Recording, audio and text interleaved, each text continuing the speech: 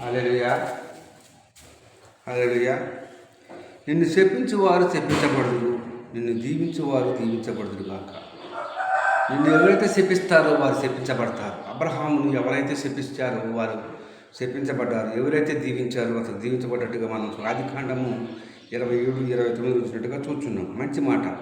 మనుషుల వ్యతిరేకత ఎంత ఎంత పెరిగితే దేవుని కృప అంతగా హెచ్చించబడుతుంది. మన మీద మనుషుల కృప ఎంత ఎంత వ్యతిరేకత అంతగా పెరిగితే అంతగా దీవించబడతాము. దేవునికి స్తోత్రం. దేవుడు నీకు రక్షణ రక్షణ రక్షణ రక్షణ కలుగుతుంది.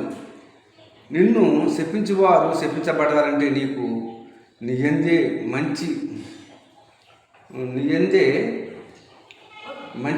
మంచి దరిదాపుల్లోకి నీ పైకి రాని దేవుని స్తోత్రం. నిన్ను శపించాలని చూసేవారిని నీ దరిదాపుల్లోకి రానియడు. నిందలు కష్టాన్ని దేవుడే తిప్పివేస్తాడు. నీకు ఇచ్చిన నిందను కష్టాన్ని దేవుడే తిప్పివేస్తాడు.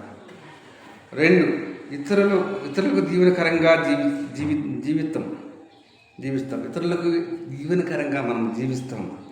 నిన్ను ఆశీర్వదించే వారిని ఆశించబడతారు. కావున నీవు చుట్టూ ఉన్న ఆశీర్వాదాల వలన నిన్ను ఆశీర్వదించే వారిని సైతం దేవుడు చూస్తాడు. నిన్ను ఆశీర్వదించే వారిని దేవుడు ఏం చేస్తున్నాడు? ఆశీర్వదిస్తున్నట్టున్నాడు. శపించే వారిని శపించబడుతున్నట్టుగా చూస్తున్నాను. ప్రార్థన. ప్రభువా, సవాళ్ళ మధ్య నేను నీకు తోడయుండి నన్ను ఆశీర్వదించి నా భయము అన్నిటి నుండి విడిచిపెట్టి నిన్ను నమ్ముకొని లోకమందు విజయము పొందే కృపను నాకు దయచేయండి.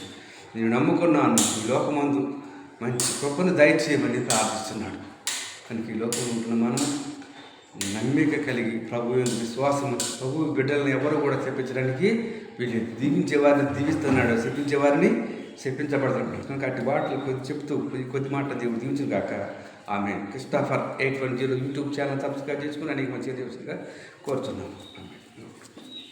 పట్టుకోండి.